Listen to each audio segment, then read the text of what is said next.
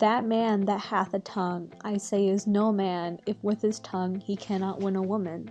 The Two Gentlemen of Verona, Act 3, first scene, lines 104 through 105, is a quote from William Shakespeare's play, The Two Gentlemen of Verona. William Shakespeare, poet and playwright, was born on April 26, 1564, in Stratford-upon-Avon, and later died exactly 52 years later on his birthday in Stratford-upon-Avon of 1616. He was born to a leather merchant, John Shakespeare, and a local heiress, Mary Arden.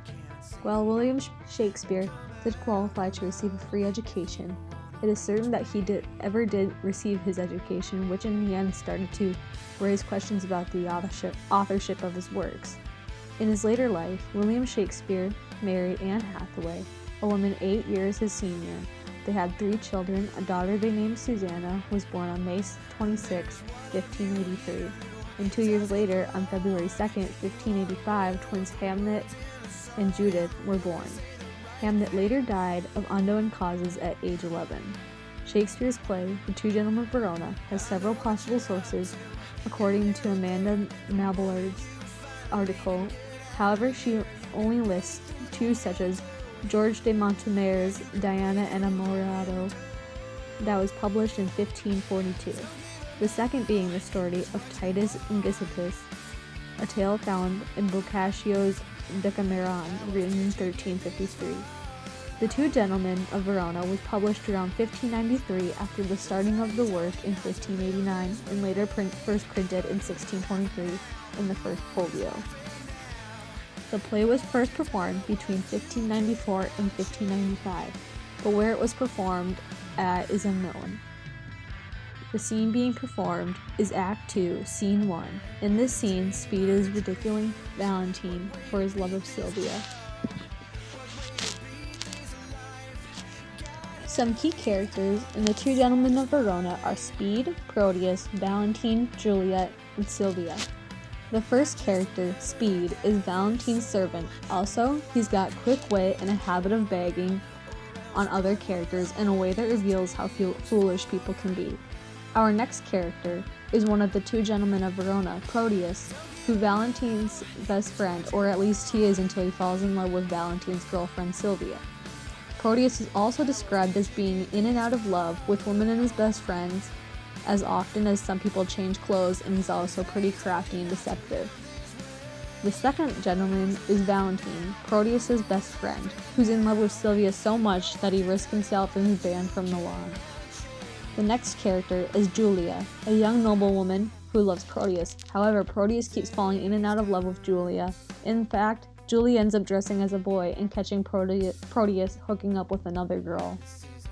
The last character, the Duke of Milan's daughter, who's in love with Valentine to the point where she has disobeyed her father, has tried to escape to where Valentine has set up camp in the forest. The beginning of the play starts out with Proteus and Valentine sharing their goodbyes in the street of Verona. While saying goodbye, Valentine tells Proteus how he wishes he could come to Milan and explore the world with him. However, Proteus replies by saying his love for Julia, a noblewoman, keeps him tied to the streets of Verona. That's when Valentine tells Proteus that he is too awestruck by love and will end up a fool. Later, after Julia received Proteus's letter from Speed, Valentine's servant, Proteus is found reading a letter from Julia about their mutual feelings when Antonio, Proteus's father, comes into the room to ask about the letter. Proteus tells his father that the letter is from Valentine and that Valentine wishes for Proteus to join him in Milan. That's when Antonio decides to send Proteus to Milan and leave behind his love, Julia. This then leads us to Act 2, Scenes 1. Sir, your glove. Not mine. I'm wearing my gloves. Then this may be yours, for this is but one. Let me see. No, Nate, give it to me. It is mine. Sylvia! Sylvia! Madam Sylvia! Madam Sylvia! How now, sirrah? She is not within hearing, sir. Why, sir, who bade you to call her? Your worship, sir, or else I mistook. Well, you still be too forward. And yet I was last chidden for being too slow. Go to, sir. Tell me, do you know Madam Sylvia? She that your worship loves? Why, how know you that I am in love? Mary, by these special marks, first, you haven't learned, like Sir Proteus, to wreathe your arms like a malcontent, to relish a love song like a robin redbreast, to walk alone like one that had been pestilence, to sign like a schoolboy that had lost his ABC, to weep like a young wench that had buried her grandma, to fast like one that takes diet, to watch like one that fears robbing, to speak puling like a beggar at Hollowmas. You were wont when you laughed to crow like a cock, when you walked to walk like one of those lions, when you fasted it was presently after dinner, when you looked sadly it was for the want of money. And now you are metamorphosed with a mistress that when I look on you, I can hardly think you my master. And all these things are perceived in me now? They're all perceived without ye. Without me, they cannot. Without you, nay, that's certain, for without you are so simple, none else would. But you are so without these follies, that these follies are within you, and shine through you like the water in an urinal, that not an eye that sees you, but is a physician to comment on your malady. But tell me, dost thou know my lady Sylvia? She that you gaze on so as she sits at supper? Hast thou observed that? Even she, I mean. Why, sir, I know her not. Dost thou know her by my gazing on her, and yet knowest her not? Is she not hard favored? Not so fair, boy, as well favored. Sir, I know that well, What dost thou know? that she is not so fair of you well favored. I mean that her beauty is exquisite, but her favor infinite. That's because the one is painted and the other out of all count. How painted, and how out of count? Mary, sir, so painted to make her fair that no woman counts of her beauty. How esteemest thou me? I account of her beauty. You never saw her since she was deformed. How long has she been deformed? Ever since you loved her. I have loved her ever since I saw her, and I still see her beautiful. If you love her, you cannot see her. Why? Because love is blind. Oh, that you have had my eyes or your own eyes, had the lights they were wont to have when you chid at Sir Proteus for going unguarded. What should I see then? Your own present folly and her passing deformity, for he being in love could not see to garter his own hose, and you being in love cannot see to put on your own hose. Belike, boy, then you are in love, for last morning you could not see to wipe my shoes. True, sir, I was in love with my bed, I thank you. You swing me for my love, which makes me the bolder to chide you for yours. In conclusion, I stand affected to her. I would you were set, so your affection would cease. Last night she enjoined me to write some lines to one of her loves, to one she loves. And have you? I have. Are they not lamely writ? No, boy, but as well as I can do them. Peace, here she comes. O excellent motion, O exceeding puppet, now will he interpret to her? Madam and mistress, 1,000 good morrows. Oh, give ye good even, here's a million of manners. Sir Valentine and servant to you 2,000. He should give her interest, and she gives it to him. As you enjoined me, I have writ your letter unto the secret, nameless friend of yours, which I was much unwilling to proceed in, but for my duty to your ladyship. I thank you, gentle servant. 'Tis very clerkly done. Now trust me, madam, it came hardly off, for being ignorant of to whom it goes, I writ at random, very doubtfully. Perchance you think too much of so much pains. No, madam. To stand in so it stead you, I will write, please do command, 1,000 times as much. And yet... A pretty period. Well, I guess the sequel. And yet I will not name it, and yet I care not. And yet take this again, and yet I thank you, meaning henceforth to trouble you no more. And yet you will, and yet another yet. What means your ladyship? Do you not like it? Yes, the lines are very quaintly writ, but since unwillingly, take them again. Nay, take them. Madam, they are for you. Aye, you writ them, sir, at my request, but I will none of them, they are for you. Please you, I'll write your ladyship another. And when it's writ, for my sake, read it over. And if it pleases you, so, if not, why so? If it please me, madam, what then? Why, if it pleases you, take it for your labor, and so good morrow, servant. Oh, just unseen, inscrutable, invisible as a nose on a man's face, or a weathercock on a steeple, my master sues to her, and she hath taught her suitor. He being her pupil to become her tutor, oh, excellent device, was there ever heard a better, that my master being scribe to himself should write the letter? How now, sir? What are you reasoning with yourself? Nay, I was rhyming. 'Tis you have the reason. To do what? To be a spokesman for Madam Sylvia. To whom? To yourself. Why, she woos you by a figure. What figure? By a letter, I should say. Why, she hath not writ to me. What need she, when she have made you write to yourself? Why do you not perceive the jest? No, believe me. No believing you indeed, sir, but did you perceive her earnest? She gave me none, except an angry word. Why, she hath give you a letter. Writ to a friend. And that letter have she delivered, and there an end. I would it were no worse. I'll warrant you 'tis as well.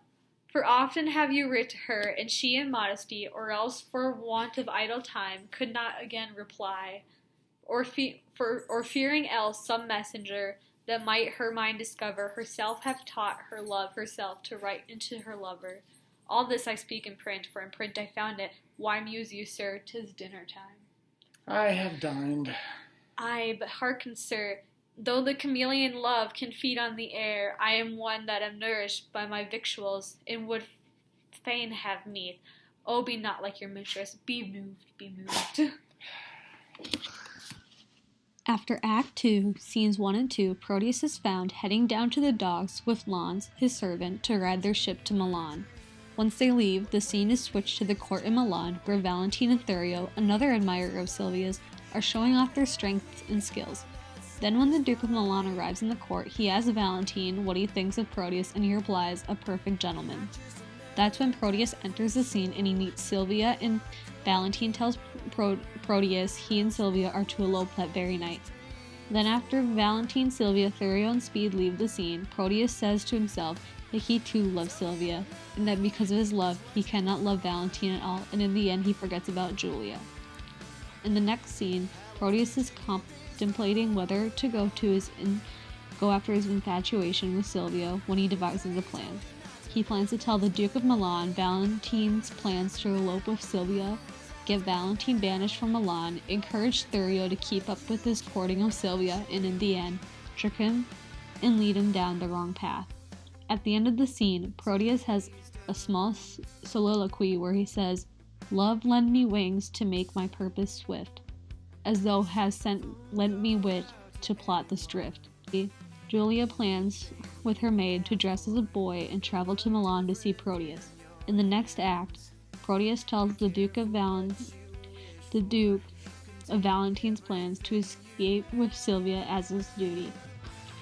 When the Duke later runs into Valentine, he starts to ask questions about how to woo a woman in Milan and how he would sneak into her bedchamber. When the Duke tries on Valentine's cloak, he finds a letter for Silvia that explains the plan for them to elope that night. The Duke became angry, and then he banished Valentine from Milan. After being banished from Milan, the Duke asked Proteus to make Silvia fall in love with Thurio, as he had originally wanted.